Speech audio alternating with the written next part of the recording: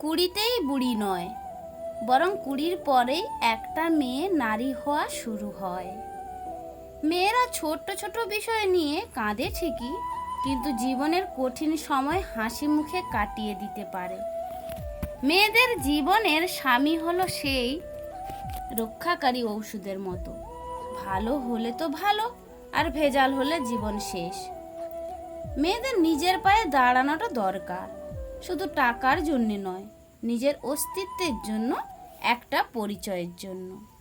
কারণ তুমি নারী, হাঁপিয়ে গেলেও থামা যাবে না, কারণ তুমি নারী। মাঝপথে কারো হাত ছাড়াও যাবে না, কারণ তুমি নারী। সমাজের কোনো নিয়ম ভাঙা যাবে না, কারণ তুমি নারী। হাজার কষ্ট হলেও কাজ করতে হবে, কারণ তুমি নারী।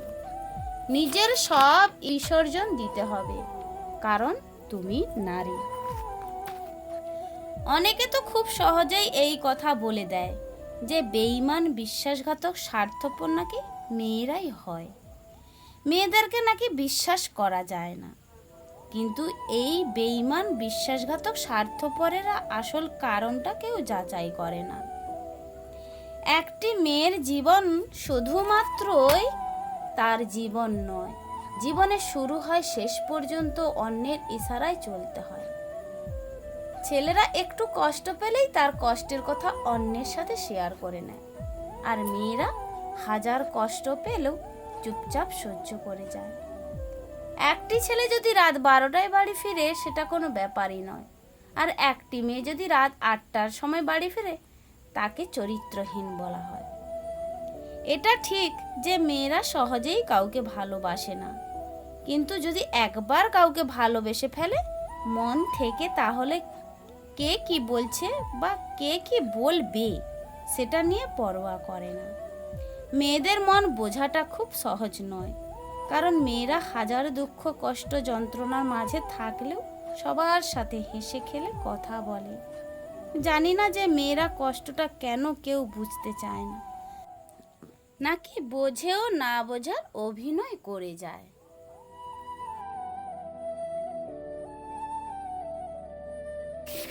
শুভ সকাল আমার সকল প্রিয় বন্ধুরা। পূর্ব মেদিনীপুর জেলার ছোট্ট একটি গ্রাম থেকে আমি মানসী। বন্ধুরা, তোমরা যে যেখান থেকেই আমার ভিডিওটা দেখছো, আশা করি খুব ভালো আছো। ছোটদের ভালোবাসা এবং বড়দের আশীর্বাদ নিয়ে আমি আমার আজকের ভিডিওটা শুরু করলাম। আমার আরও একটা নতুন ব্লগে তোমাদের সকলকে স্বাগত জানাই এবং অনেক অনেক ভালোবাসা। ব্লগটি কোনো অংশ যদি একটু ভালো লেগে থাকে, তাহলে লাইক, কমেন্ট ও সাবস্ক্রাইব করে পাশে থাকার অনুরোধ রইল। আর যারা আমার নতুন বন্ধু, তাদেরকে বলছি আমার পুরো ভিডিওটা দেখে আমার পাশে থাকার অনুরোধ রইল। আর পুরনো বন্ধু যারা, তাদেরকে তো আমার আর কিছু বলাই নেই, তারা আমার বন্ধুই হয়ে থেকে গেছে। তো চলো বন্ধুরা, এই যে চলে এসেছি, দেখো সকাল সকাল সব কাজ পাট নিয়ে। তোমরা তো দেখতেই পেলাম, আমি তো সব কাজ পাট সেরে নিয়েছিলাম। তারপরে চান করে ঠাকুরকে জল টল দিয়ে তারপরে চলে এসেছি। এই যে দেখতে পাচ্ছ এত সুন্দর রোদ উঠেছে, আমি আমার ঘরের সামনে এই যে বড়িগুলো রোদ দিতে চলে এসেছি। যে মানে এই রিসেন্ট এই শীতের সময় বড়িগুলো হয়েছিল, আবার এই যে শীতকাল আসতে যায় 1 বছরের কাছাকাছি, বড়িগুলো হয়তো নষ্ট হয়ে যাওয়ার সম্ভাবনা থাকতে পারে। যার কারণে এই যে ভাদ্র মাস, তো লোকে বলে ভাদ্র, পচা ভাদ্র, যার কারণে আমি এই যে রোদ দিয়ে চলে এসেছি। তারপর দেখো বন্ধুরা, আমি চা করে নিয়েছি। যে চাটা খেতে খেতে না, আমার একজন যা এসেছে মুড়ি মাখিয়ে নিয়ে, আমাকে বলছে খাও।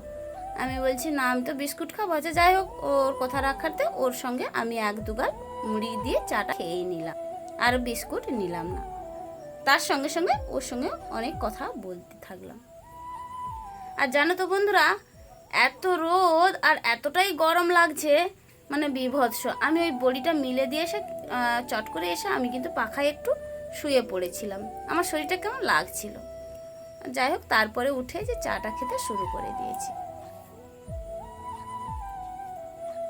তো চলো, আমি চা খেতে খেতে এবং সব কাজ করতে করতে তোমাদের সুন্দর সুন্দর কমেন্টের উত্তরগুলো দিয়ে দিই। এই যে মুনমুন দাস দিদি ভাই আমার ভিডিও দেখে কমেন্ট করেছো, আর তোমাকে অনেক অনেক ধন্যবাদ এইভাবে পাশে থাকার জন্য। এইদিকে সোমা দিদি ভাই, তুমিও কমেন্ট করেছো, আরও অনেকে কমেন্ট করেছো। প্রত্যেকের কমেন্ট আমি নিতে পারলাম না, কমেন্ট বক্সে রিপ্লাই দেওয়া আছে, দয়া করে সবাই দেখে নিও। কারণ সবাইকে তো আর কমেন্ট করা সম্ভব হয় না আমার এই ভিডিওর মাধ্যমে। কাউকে কাউকে আমি এই ভিডিওর মাধ্যমে কমেন্ট করি, আবার কাউকে কমেন্ট বক্সে গিয়েও আমি রিপ্লাই দিই। আর প্লিজ বন্ধুরা তোমরা একটু দেখে নিও। তারপর দেখো বন্ধুরা আমি চলে এসেছি এই যে সবজিটা কেটে নিতে। সবজিটা কাটা হয়ে গেলে দেখো আমি কিন্তু রান্নাঘরে নিয়ে চলে যাচ্ছি। আর ওই যে আমাদের রান্নাঘর, আর তোমরা তো সবাই জানো আমার রান্নাঘর অনেকটাই দূরে। একবার ওই সবজি কেটে নিয়ে গেছিলাম, তারপরে আবার একবার বটিটাও নিয়ে চলে যাচ্ছি। আর কি করব বলো বন্ধুরা, দূরে হলেও তো আমাকে মানিয়ে নিতে হবে, তাই না? যতই করলেও আমার শ্বশুর বাড়ি। আর যাই হোক, তারপরে দেখো আমি হাঁড়ি কড়া একেবারে ধুয়ে নিয়ে এসেছিলাম, আবার একবার কলে জল দিয়ে ধুয়ে নিয়েছিলাম। তারপরে এইদিকে সবজিটা আমি রান্না বসে দিয়েছি। আর এই যে দেখতে পাচ্ছ আমার কিন্তু রান্নাটা কুঁদরি ভাজা হয়ে গেছে। আর এইদিকে আমি ভাতটা গড়িয়ে নিচ্ছি। আর আজকেও আমার একটু তাড়া আছে, আমাকে তাড়াতাড়ি করে যেতে হবে, যার কারণে তোমরা তো আমার ভিডিওতে দেখতে পেলে আমি কিভাবে ছুটে ছুটে আমি আবার রান্নাঘরে এসেছি। আর তোমরা তো দেখতেই পাচ্ছ ছুটে দৌড়ে আমি কাজগুলো করে নিচ্ছি। কি করব বলো, তাড়াহুড়ো থাকলেও তাড়াহুড়ো কাটাতে হবে। কোনো সময় ধীর স্থিরে করতে হয়, আবার কোনো সময় তাড়াহুড়ো করতে হয়। এটাই তো আমাদের জীবনের রাস্তা।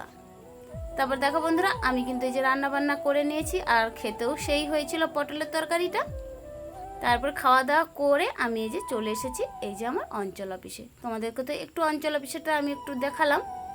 তারপর দেখো অঞ্চলে এসে বসে আছে, আমাদের স্যার আসেনি বলে। এই যে আমি আর আমার বান্ধবী এই যে বসে বসে একটু রেস্ট করে নিলাম, কারণ অনেক দূর থেকে এসেছি গো, যার কারণে সাইকেল নিয়ে আসি তো একটু টায়ার্ড মনে হয়, এসে একটু পাখায় বসে রেস্ট করেছিলাম। তারপরে যথারীতি কাজ করতে শুরুই করে দিয়েছিলাম। তারপর দেখো বাড়িতে চলে এসে দেখলাম যে আমার একজন যা মাখিয়ে রেখেছে। আমি বললাম বাহ ভালো হয়েছে বলে ওকে কি করলাম, আমি রুটিটা বেলে দিয়েছিলাম, আর ও চটচট করে ভেজে নিয়েছিল। আমার একটু পরিশ্রমটা হচ্ছে দেখে ও কিন্তু একটু আমার বিপদের পাশে দাঁড়িয়েছে, যার কারণে আমি ওকে ভেজে দিয়েছিলাম, ও রুটিটা আমি বেলে দিয়েছিলাম, ও কিন্তু রুটিটা ভেজে দিয়েছিল। আর ওদের রান্নাঘরে এসে আমি রুটিটা বানিয়েছিলাম। তো চলো বন্ধুরা আজকের ভিডিওটা এই পর্যন্ত।